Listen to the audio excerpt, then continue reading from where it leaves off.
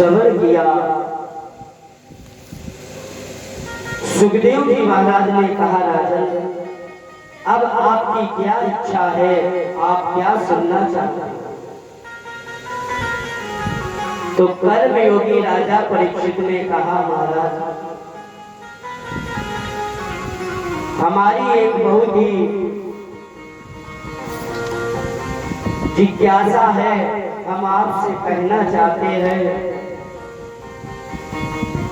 ऐसा देवराज इंद्र से क्या अपराध हो गया था कि देवराज इंद्र के गुरु बृहस्पति जी नाराज हो गए? इस प्रसंग को आप हमें श्रवण कराओ, ये प्रसंग हमारे सुनने की इच्छा है। और गुरु का अपमान कर दिया, ऐसा कैसा हो गया? इस प्रसंग पर आप अपना प्रकाश करिए। सुखदेव जी ने कहा, राजा एक समय की बात है,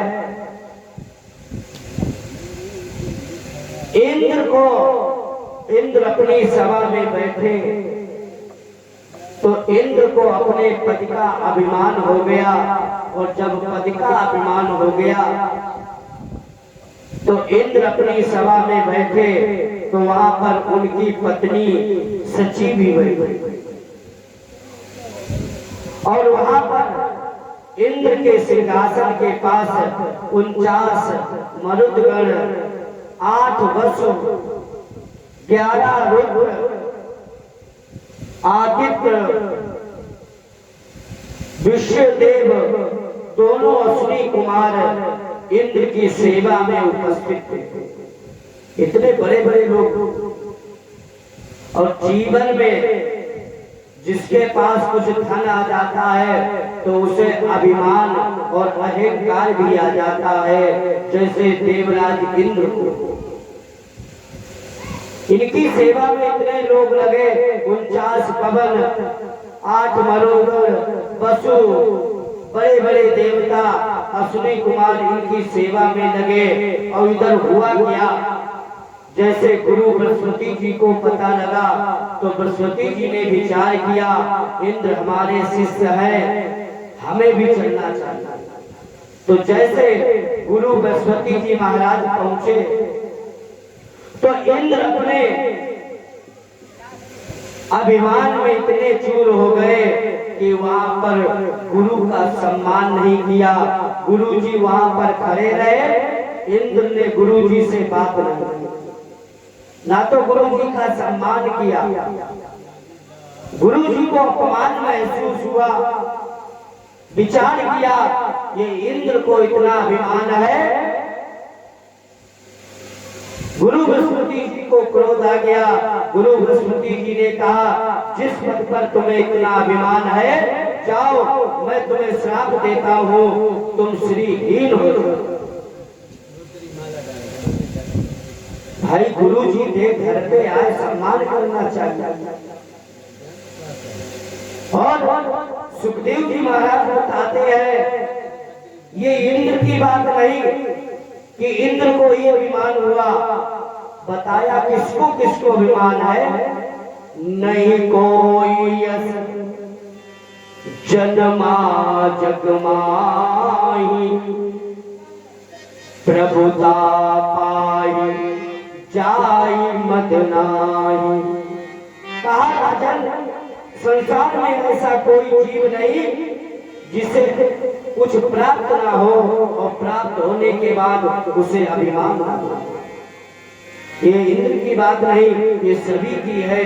जिसे एक बार पद प्राप्त हो जाए, सत्ता प्राप्त हो जाए तो उसे अभिमान हो जाता है।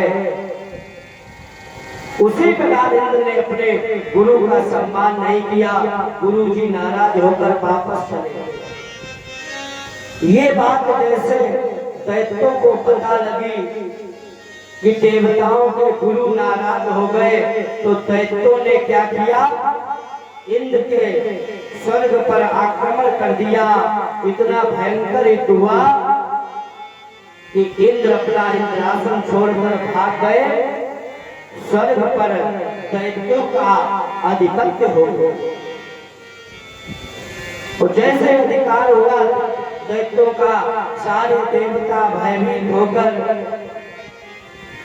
ब्रह्मा जी के पास पहुंचे। कहा, ब्रह्मा जी, अहो व्रतम सुरश्रेष्ठ हा भातवा कृतं वहिष्ठं ब्रह्मानंदा महिषानंदना।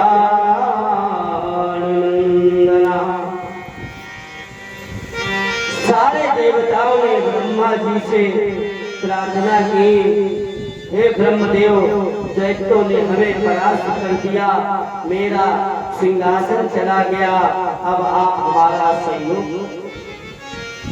तो ब्रह्मा जी ने कहा, अरे देवताओं, आपने इतना बड़ा अपराध कर दिया, आपने अपने गुरु का अपमान कर दिया, और जो जीव अपने गुरु का अपमान करता है तो हमें भी सामर्थ्य नहीं, हम आपकी मदद करते हैं। कहा, है ब्रह्मदेव, कुछ ना कुछ रास्ता निकालो। तो ब्रह्मा जी ने कहा, गुरु का अपमान अगर कोई कर दे, एक बार हमारा कोई अपमान कर दे, तो गुरु की कृपा से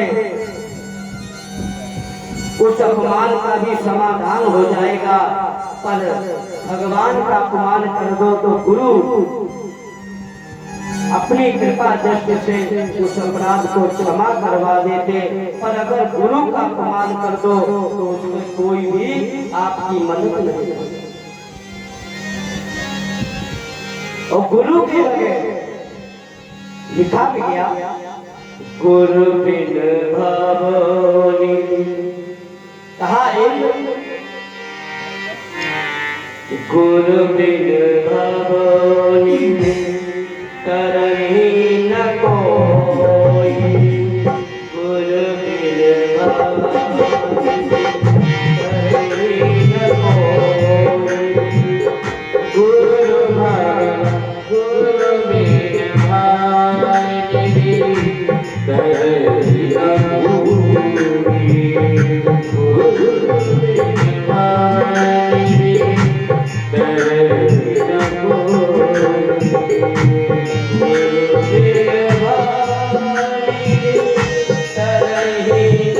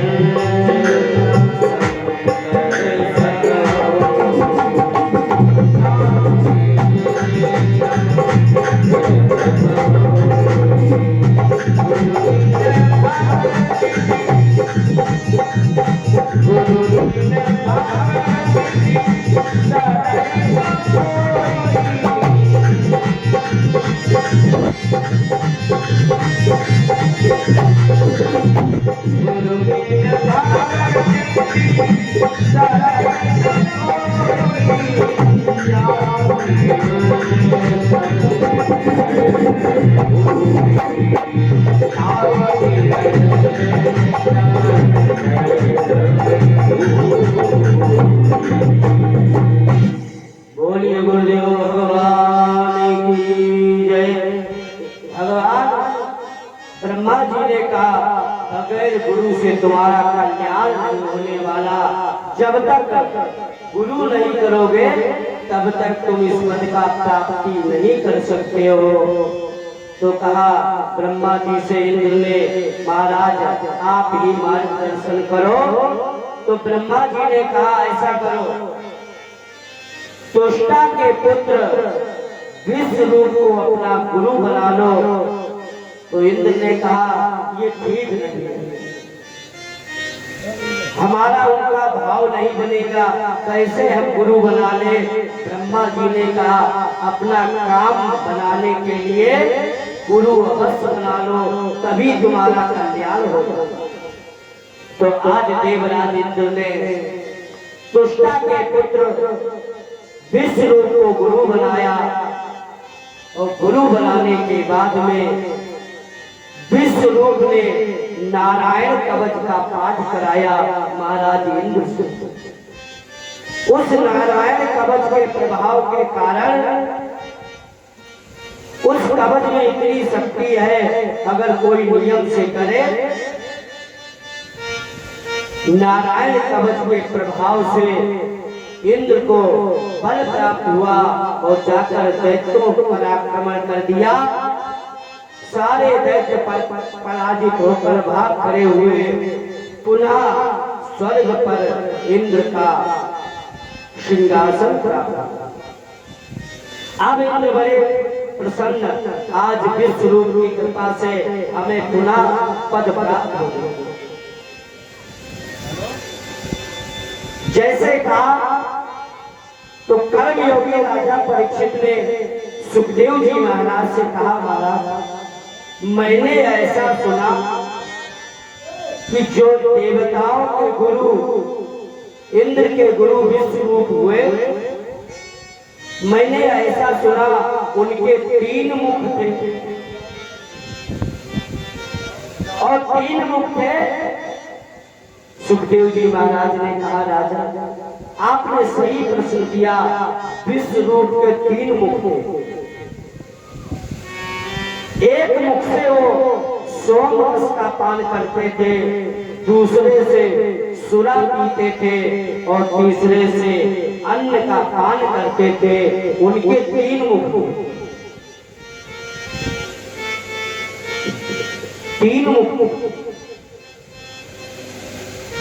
विश्व रूप भगवान का नित्य प्रतिदिन हवन करते थे और हवन करते समय क्या करते थे, चोरी छुपके विश्व रूप दैत्यों को भी आहुति दे देते थे।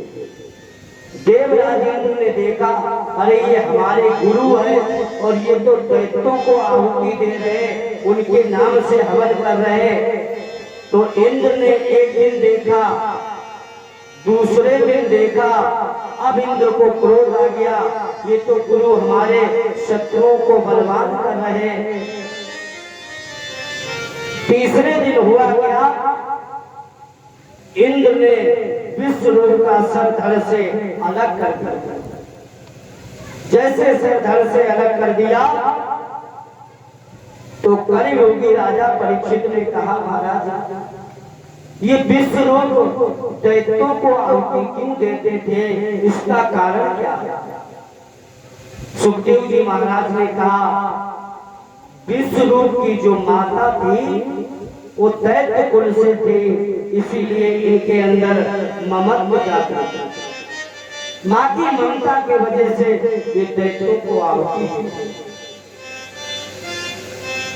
इंद्र ने अपने गुरु का वध कर दिया, सर काट लिया, इन्हें ब्रह्म हत्या का पाप लगा। अब ब्रह्म हत्या का जब पाप लगा, अब इंद्र बड़े परेशान, क्या करे क्या ना करे। तो विचार किया, भगवान ने ऐसा कहा, इंद्र ने जो किया है उस ब्रह्म हत्या का 4 भाग में किया, उसका 4 भाग करके सभी को एक भाग दे दिया जाए। एक भाग पृथ्वी को दे दो, एक भाग वृक्ष को दे दो, एक भाग जल को दे दो। तो सभी ने मना कर दिया, इंद्र ने अपराध किया, इनका पाप हम नहीं लेंगे। तो भगवान ने समझाया, राजा से अगर कोई अपराध हो जाए तो प्रजा की नैतिक जिम्मेवारी है कि अपने राजा का साथ देना चाहिए। राजा ने राष्ट्र हित में ये कार्य किया पर उसका अर्थ गलत हो गया। अब हम सभी की जिम्मेवारी है इस भाग को 4 भाग में परिवर्तित। तो सबसे पहले ब्रह्म हत्या का एक भाग पृथ्वी को दिया। जब पृथ्वी को एक भाग दिया गया तो पृथ्वी ने कहा, ये पाप लेकर हमें क्या फायदा होगा।